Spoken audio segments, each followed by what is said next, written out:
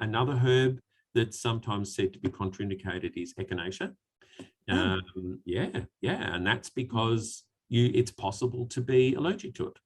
Of course. So, of course, firstly, if you haven't been allergic to it before, you're probably not going to be allergic to it now. Yeah. And secondly, herbalists use the root generally, Yep. and the root, it's the flowering tops that people are generally allergic to. So if you're using an alcohol extract of the root, you're very unlikely to have the pollens there that someone might be allergic to. Chamomile is the same. So because chamomile, being a flower, right, it's possible to be allergic to it. And so if you're not allergic to chamomile, then you're probably not going to be allergic to chamomile when you're pregnant. So it's probably perfectly fine to use. Hello and welcome. Mentoring with Geraldine is a bite-sized practitioner podcast for naturopaths, nutritionists, herbalists, and practitioners. This podcast responds directly to your needs, the needs of the practicing natural therapist. With interviews, herbal discussions, something business and something clinical each week, you'll get the variety you need and enjoy to stay motivated in practice. Hello, everyone, and welcome back to Mentoring with Geraldine and the Bite Size Podcast.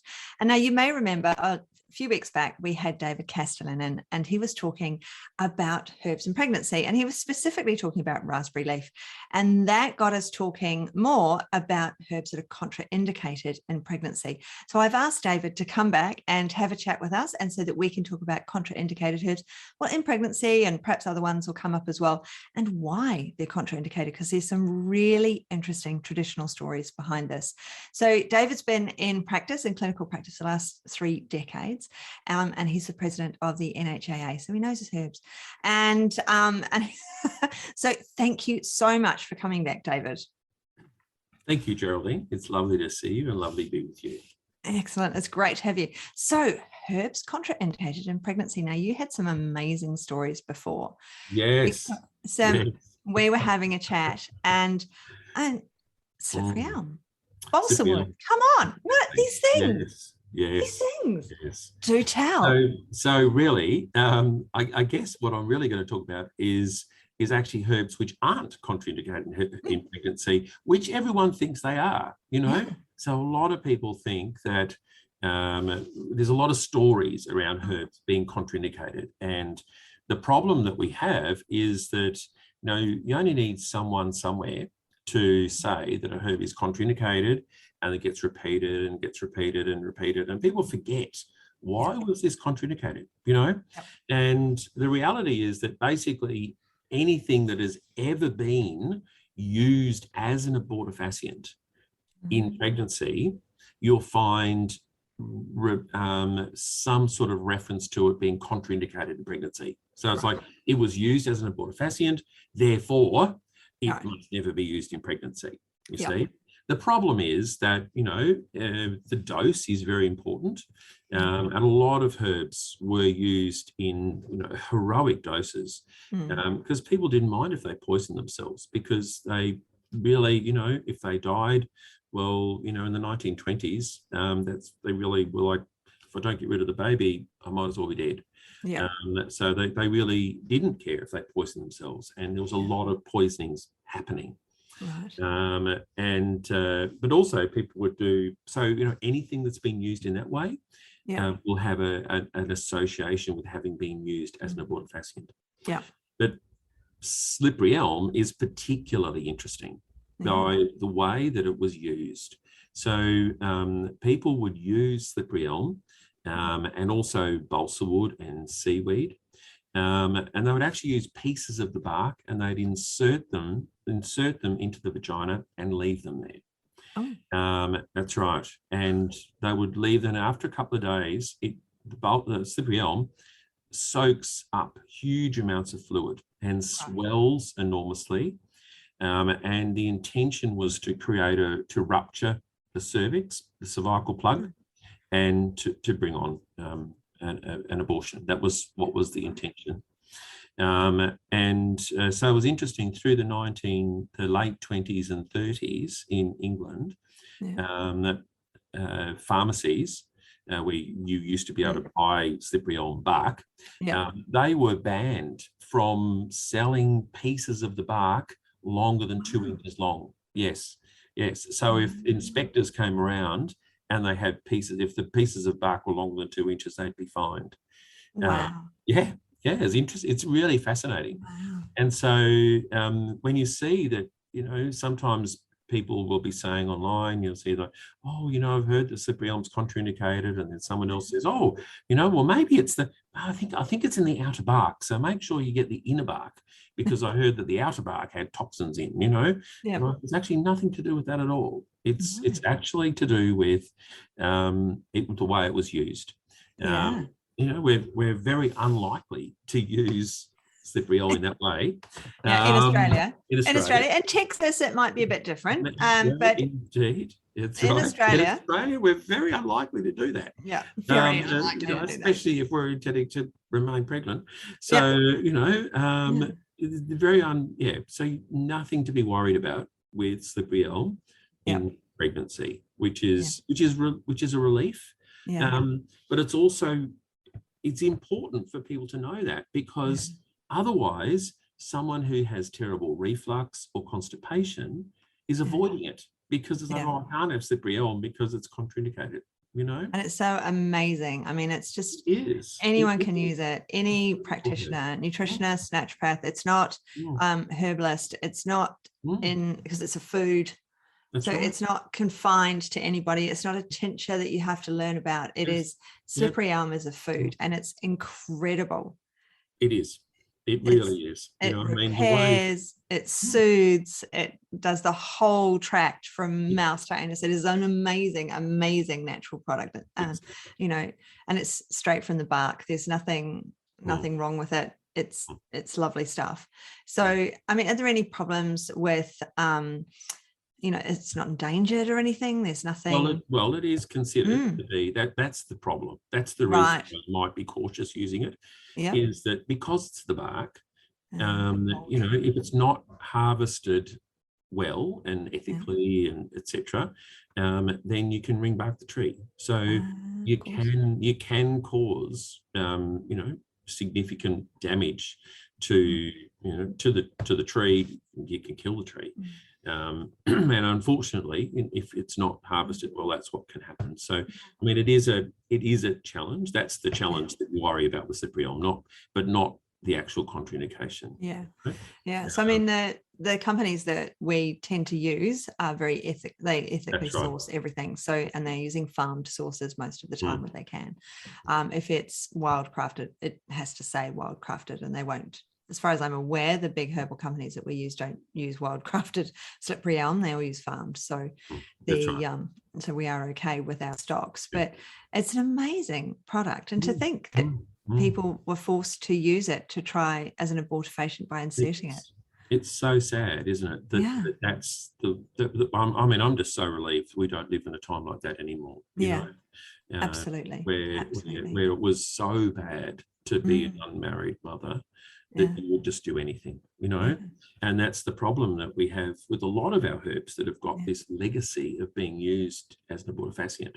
When you think about it, when you think about it, I was just going to say, you can use water. You could actually use water, because it's quite possible to drink enough water to destabilize your electrolyte balance enough that you could actually, cause enough trauma to your body that you might abort the fetus. So that's possible, but I mean, you'd have to go to the lengths of, you would make yourself incredibly ill, right?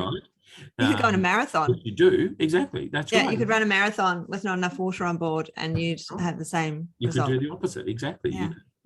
So there's all sorts of things like that. Okay, so another herb, it's like Senna and Cassia. Now, they're herbs which are actually not contraindicated in pregnancy, but they are thought to. Now, they're thought to because people have said, oh, they cause a downward movement. Oh. Well, you don't want to do that when you're pregnant, apparently. And so that's exactly right. So no wonder people are constipated if they're worried about downward movement, honestly, But it's like... Realised. Yes. Sorry, I need to stop laughing. Ruining a podcast by laughing in the background. I need to stop. Right. So, but that's the thing, you know, oh my goodness, they cause a downward movement. Yeah.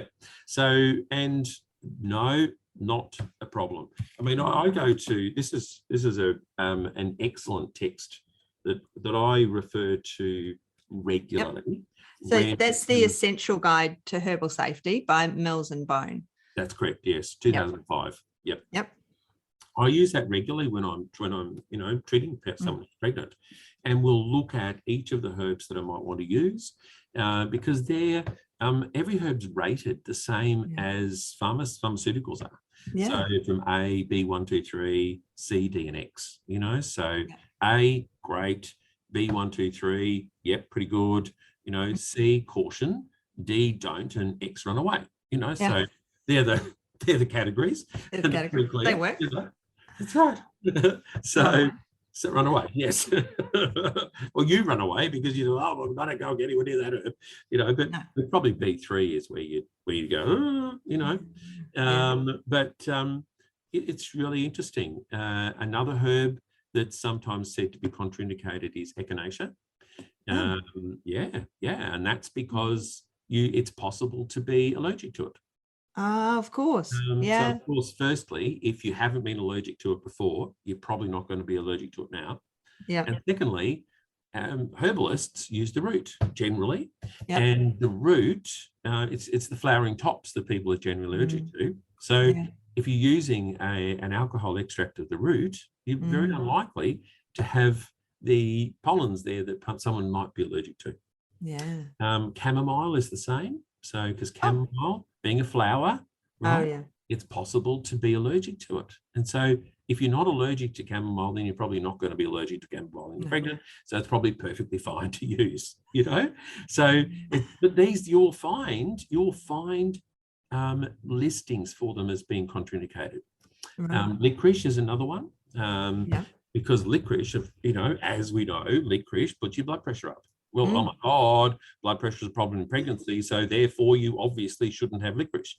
The interesting thing is that when they study people who've taken licorice through their pregnancy, they have less preeclampsia.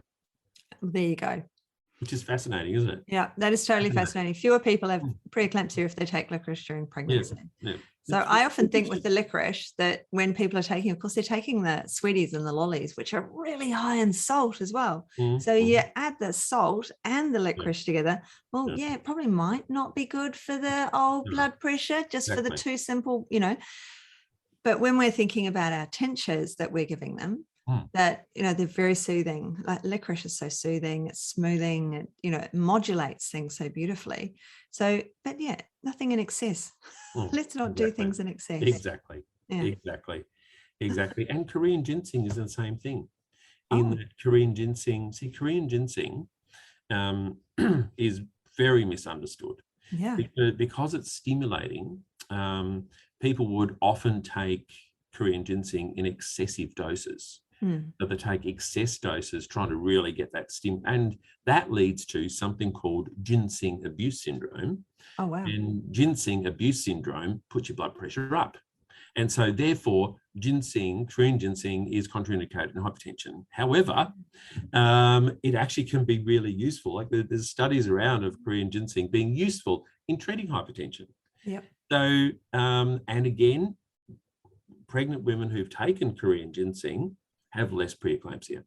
So it is actually really quite fascinating that a lot of these herbs will be, oh my God, you can't have Korean ginseng because that puts your blood pressure up, and therefore, you know, so it's like we're putting two and two together. We're doing synergy here, but not very good. You know, we're going 2 and 2, and we're getting 6, but it's just not the right answer.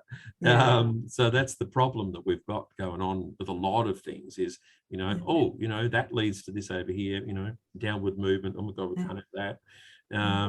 So I'm often reassured by how many herbs I want to use for whatever the person's come in with, which are like a category A or B1 or B2, you know, which I'm very comfortable prescribing. And so that's one of the reasons why I like this book so much, because of the fact that each of the herbs in here are categorized.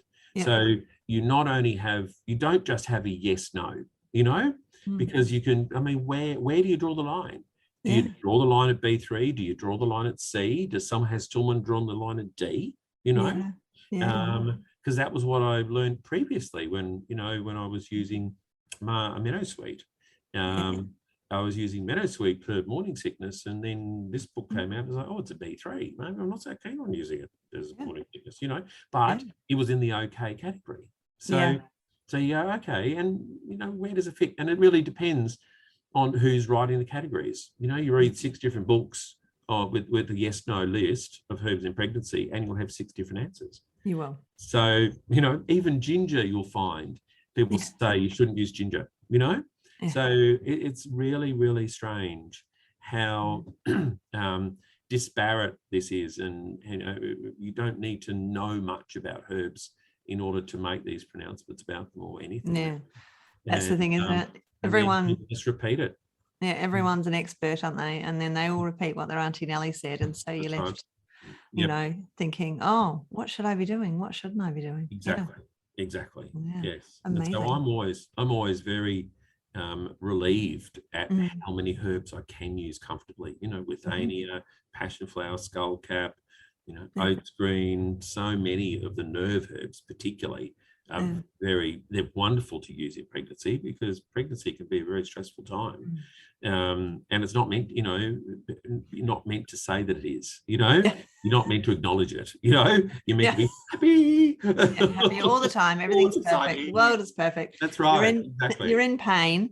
You're in pain. You can hardly move. You can hardly keep anything down, but it's all meant to be fun. So there's a lot of nerve work that can be incredibly helpful during pregnancy. Even St. John's wort, I think, is a B1, So it's very, very useful to be able to use these herbs for someone. Absolutely. Absolutely. And I mean, they have alcohol in them mostly. Yes, we've now got glycetrax, but also you're doing such a low dose, 2.5 mils. It's tiny. It's not a shot of vodka. It's a tiny, it's half a teaspoon. So, and if you bring it out and leave it out for 5 minutes, a lot of that alcohol will burn off anyway. You'll be down to 2 mils in no time.